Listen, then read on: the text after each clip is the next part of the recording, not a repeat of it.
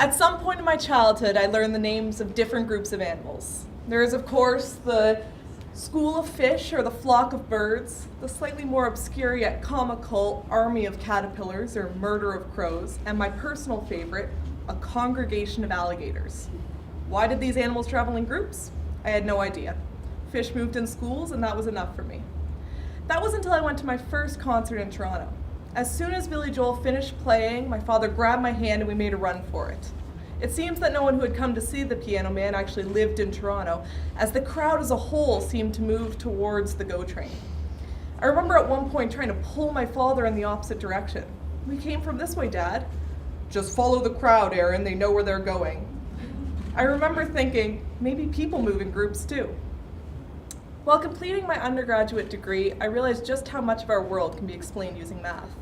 And upon entering graduate school, I was delighted to find that collective animal motion is one of those things, such as with this one-dimensional partial differential equation.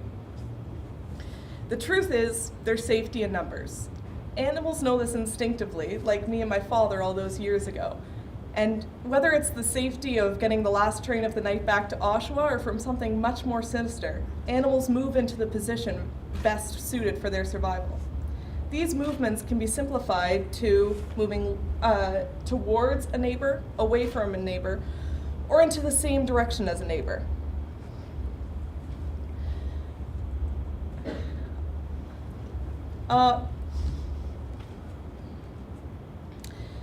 Many past studies of animal aggregation have been in one dimension, where the animal's movements have been simplified to either moving left or right.